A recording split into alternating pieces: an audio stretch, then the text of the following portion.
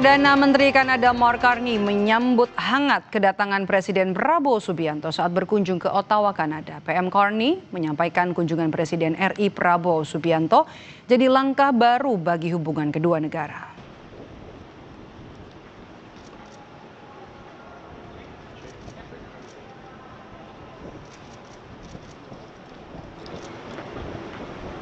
Dalam pertemuan kedua kepala negara fokus untuk membahas isu geopolitik terkini dan penguatan kerjasama ekonomi antara Indonesia dan Kanada.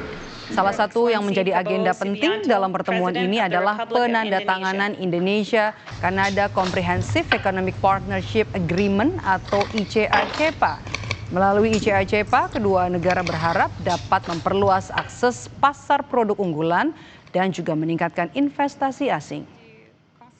Des Affaires et pour l'Indonésie, Monsieur Anin, Conseil canadien des Sebelumnya, saudara, pidato Presiden Prabowo Subianto di hadapan Majelis Sidang Umum PBB jadi perhatian sejumlah pemimpin negara setelah 10 tahun Indonesia tidak pernah tampil langsung di Sidang Umum PBB. Presiden Prabowo mengklaim Indonesia telah menyiapkan 20.000 lebih putra-putri terbaik untuk mendukung perdamaian dunia termasuk di Gaza, Palestina. Madam Annalena Baerbock, the sea level, Indonesia is prepared to deploy 20,000 or even more of our sons and daughters to help secure peace in Gaza or elsewhere. In Ukraine, in Sudan, in Libya, everywhere when the peace needs to be enforced, peace needs to be guarded, we are ready. We will take our share of the burden, not only with our sons and daughters, we are also willing to contribute financially to support the great mission to achieve peace by the United Nations. 4 dari 5 anggota tetap Dewan Keamanan PBB yang memiliki hak veto memberikan pengakuan terhadap Palestina. Keempat negara anggota Dewan Keamanan PBB yang mengakui Palestina yakni Tiongkok, Rusia, Inggris, dan juga Prancis. Sementara Amerika Serikat tetap menolak pengakuan terhadap Palestina.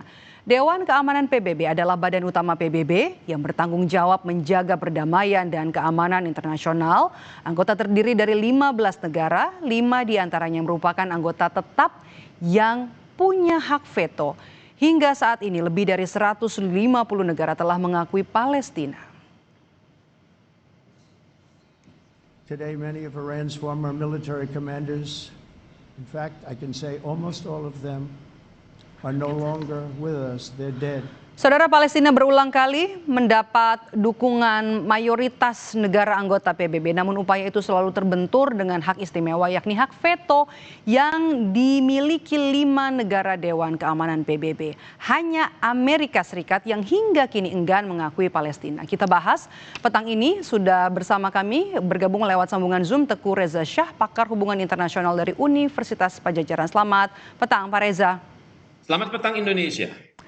Pak Reza, cuma satu Amerika Serikat dari 5 negara yang punya hak veto yang belum mengakui Palestina, Amerika Serikat. Sejauh ini atau sejauh mana hak veto ini bisa melemahkan legitimasi PBB untuk bisa mengakui Palestina? Sejak tahun 45, PBB itu memiliki United Nations Security Council ya. 5 negara ada di dalam sana, Amerika Serikat, Inggris, Perancis, Rusia, dan China.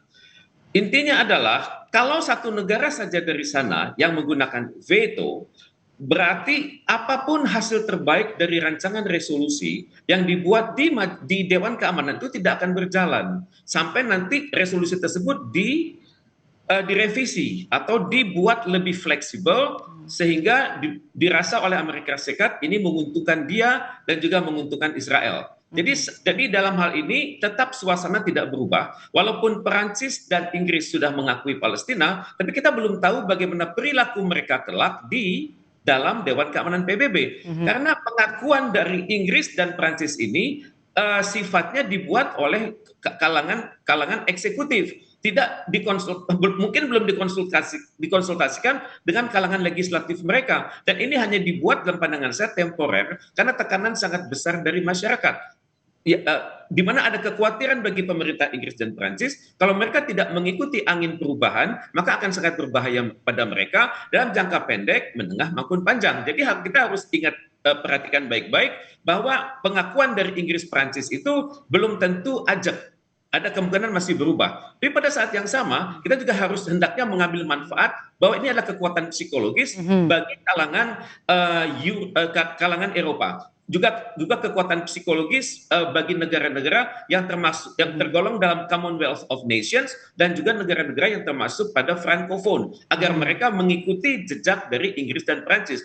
Seperti kita ketahui bersama, masih ada negara yang berbeda pendapat, misalnya di kalangan negara yang menolak Palestina itu antara lain Papua Nugini. Padahal Papua Nugini adalah mantan kerajaan Inggris. Kemudian masih ada lagi di Pasifik Selatan, itu negara-negara seperti Palau yang saat ini bergabung dengan Amerika yang berada dalam kepemimpinan psikologis Amerika Serikat, dan juga ada Nauru. Jadi Nauru ini sebenarnya berada mantan negara Commonwealth. Jadi harapan saya adalah kalau Inggris dan Perancis benar-benar mendukung kemerdekaan Palestina, dan maka kemungkinan besar akan terjadi perubahan di kalangan negara yang abstain maupun yang tidak. Tapi bagaimanapun ini suatu perkembangan. Cuman masalahnya, apakah Inggris dan Perancis nanti akan bersama Cina dan Rusia? Ini belum tentu, belum ada tradisinya selama ini. Jadi untuk itu ya, kita harus masih menduga-duga nanti apakah mereka akan menggunakan veto. Karena selama ini veto dari Inggris dan Prancis tidak pernah terdengar. Mereka sudah sangat terwakili oleh veto dari Amerika Serikat. Oke, sekarang kan sorotan kita pada hak veto yang dimiliki oleh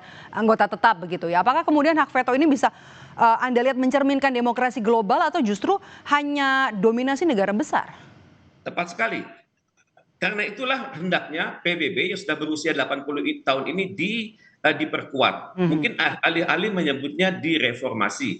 Dan untuk itu ini adalah pengalaman atau latihan intelektual yang harus segera dilakukan di majelis umum. Karena kita melihat sama-sama 5 hak veto ini yang digunakan secara serampangan oleh Amerika Serikat senantiasa menolak pemikiran-pemikiran terbaik di dalam yang diajukan ke dalam Dewan Keamanan PBB itu sendiri. Jadi seringkali veto itu dianggap dipermainkan kalau misalnya menghadapi negara-negara Timur Tengah, misalnya melakukan pemboman di Syria, melakukan pemboman atau koalisi NATO di kawasan Timur Tengah. Kalau ini yang terjadi, maka Amerika Serikat akan memudahkan resolusi tersebut, dan Cina dan Rusia biasanya tidak dapat berbuat apa-apa. Jadi untuk itu perlu sekali direformasi Dewan Keamanan PBB ini. Oke, Pak Reza, veto Amerika Serikat jadi penghalang pengakuan Palestina, apa yang kemudian bisa dilakukan oleh negara-negara di dunia?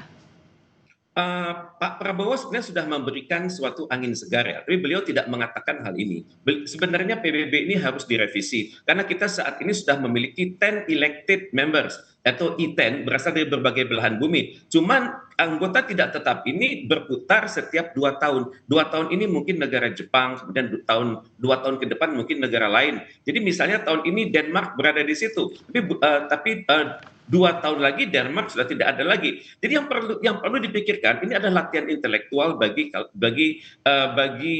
pemerintah di dunia termasuk Indonesia untuk memikirkan PBB ini sudah 80 tahun, sudah tua, sedangkan isu-isu global sudah semakin menantang, kemudian juga bahaya penggunaan nuklir itu sangat besar, dan juga potensi konflik di Israel dengan negara sekelilingnya itu masih ada terus. Kita hendaknya memikirkan mekanisme, misalnya penambahan anggota tetap sebanyak 5 ataupun 10. Tentunya untuk sementara waktu 5 tahun pertama kualitas veto mereka adalah setengah daripada harga veto dari anggota lama. Ini salah satu cara. Oke, Pak Reza, penggunaan hak veto dalam isu Palestina ini Anda melihatnya murni kepentingan geopolitik atau ada hal lain, mengingatkan Amerika Serikat ini kan sekutunya Israel, paling dekat dengan Israel?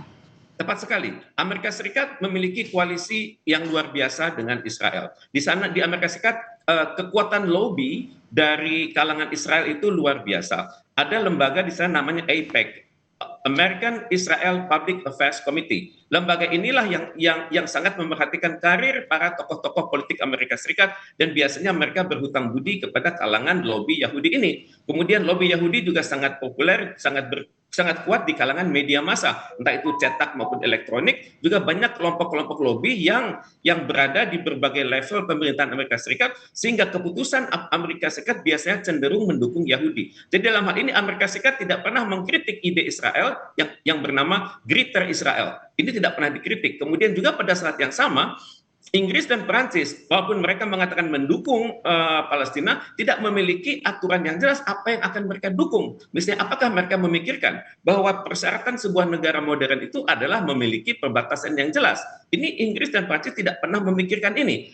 Mungkin Inggris melakukan, tapi apakah yang dilakukan itu akan disetujui oleh Amerika Serikat? Apakah akan disetujui oleh Perancis? Kemudian juga Inggris tidak memikirkan bagaimana bisa membangun masyarakat Palestina yang bisa mengelola diri sendiri. Tidak pernah dikatakan ide-ide itu. Jadi hal ini saya berpikir ada potensi pengakuan ini sifatnya jangka pendek dan kemungkinan besar kalau pemerintahnya Inggris dan Prancis merasa tidak stabil, mungkin mereka melakukan perubahan-perubahan. Sifatnya masih jangka pendek ya. Terima kasih sudah berbagi perspektif di Kompas Petang hari ini Pak Reza. Teguh Reza Syah, pakar hubungan internasional dari Universitas Padjadjaran. Sehat selalu Pak Reza.